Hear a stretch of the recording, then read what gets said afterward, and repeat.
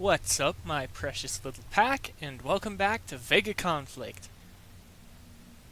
Okay, the reason I was away, if anyone was curious, I left the game for two reasons and haven't made any content since then.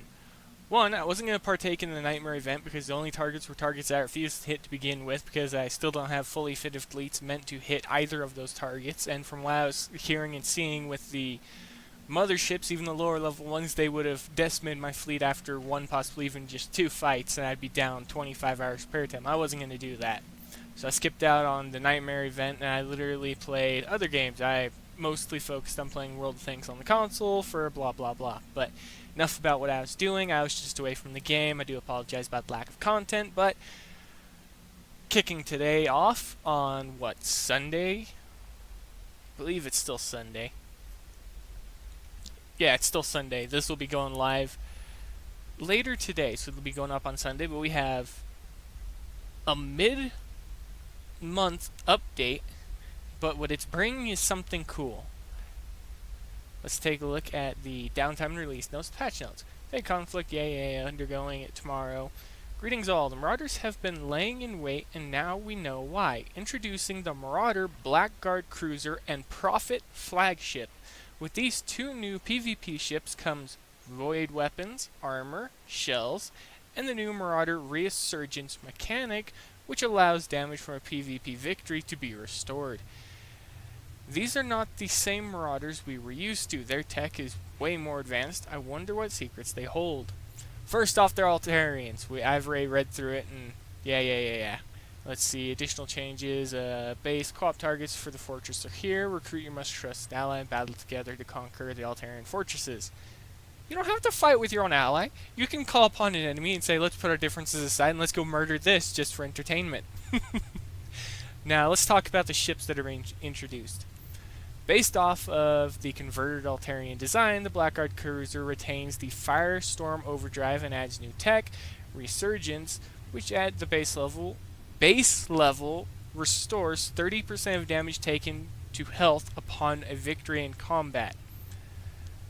So if you're at 100% hit points, you lose exactly 50% of your health. If you win in combat, that ship will be restored to 80% after that fight. This is what I wanted. This is the type of PvP technology that I wanted. I want something that the more you win, the more advanced it's going to get and the stronger it's going to become. I want PvP to be more like this in most games, and the fact that now it's restoring a true chunk of its health. You're skipping hours of repair time with a fully fitted ship of PvP tech. I don't have to worry about repair time anymore with my PvP. I can go all in with the heavy fittings. And the Resurgence tech, and it is tech, so it's individual, because it even says that it can be used with older Marauder tech. This tech can also be applied to older Marauder ships, so we can put it on ships we already have right now. So this would be the top priority, even above this one, just because for anyone that uses Marauder ships in PvP to earn your points, this will be a good way to go, because you'll be able to restore a chunk of your health for every victory you achieve for that one ship that has tech equipped. Now, I do not know if it's going to be a special slot or what. But the name of the PvP version of the Bastion is called the Blackguard, and it has the same overdrive as it said. Now on to the flagship. This is the one that takes the cake in my eyes, because not once have we gotten a boss class target as a ship of our own, and they're making it a flagship at that. The Prophet flagship takes the Altarian mothership design and combines it with Wormhole technology to jump across sector space. Unlike historical jump ships, we're looking at you, Javelin, you overpriced old hunk of junk that can die extremely easily. You're not required to be in alliance to launch a jump with the ship. So this is a ship that you don't need a captain's permit or anything with. This is the jump ship for everyone. This is the jump ship that if anybody can get, it'll be classed for everybody. This will be that very, very good jump ship that everybody can use regardless of alliance status. The Wormhole drive Type 1 allows the Prophet flagship to jump between two sectors and quickly travel through a sector with escorts. This component is required for flagships to function. The flagship to function. Tech. The Void Epsilon Echo Cannon utilizes enhanced void charges to maintain its chaining effect and has an increased chaining range. These weapons will be available in levels 1, 2, and 3. So we're going to get 3 levels of the Eclipse weapon, the Void Eclipse Cannon. Oh, the light fittings that I can see coming from this for PvP ships. And it's also adding support for Void Resonant Armor and Void Shells. Now, one thing I hated about the Marauder Axis duplicates was their shielding.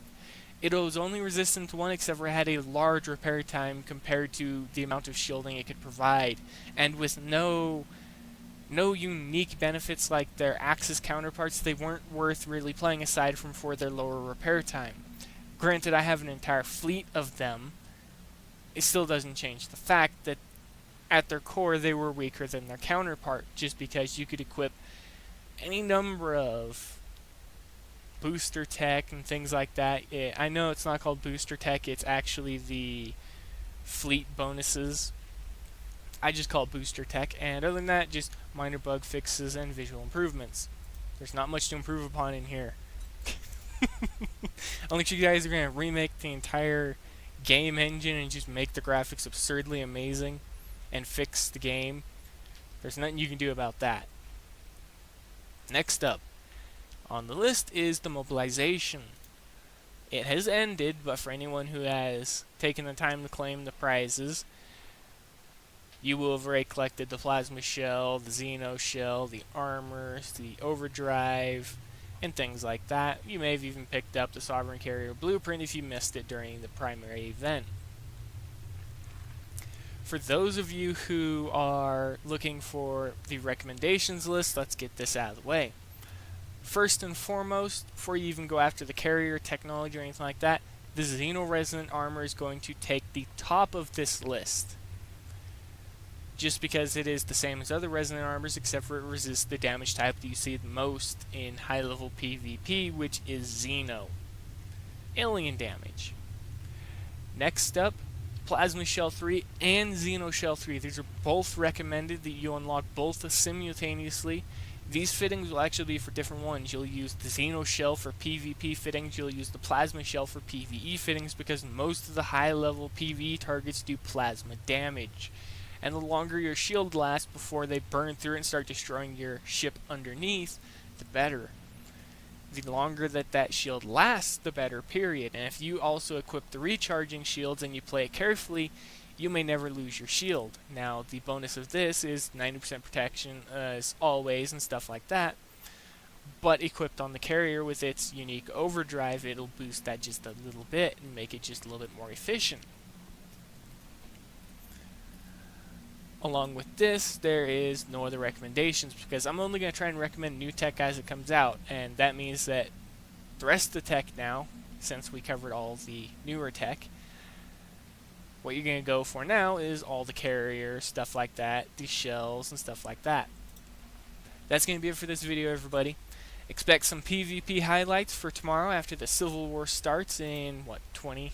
Yeah, around 19 hours. Okay, so round it up again, 20 hours. But that's going to be it for this video. What do all of you think about the upcoming ship being allowed to keep the Firestorm Overdrive? What do you think of the name? And what do you think of the fact that we're getting a boss target as a playable ship? Now, it's not the boss target we know, it's not the mothership, it's our own flagship, the Prophet. And it's being used as a new jump ship, except for this jump ship I can say that I'm excited about, because you don't need a captain's permit from what it seems like, and you most definitely don't need to be an alliance, so you can just play it alone. So for solo players out there, you're gaining your own ship without having to create a clan. But that's going to be it, everybody. If you have anything to ask or say so below in the comment section. It's been a while since the last video was posted, and I hope that this is well received. This was a very, very short notice video, but it's still a video nonetheless. Alright, everybody. And as always, I'll see you in the next one.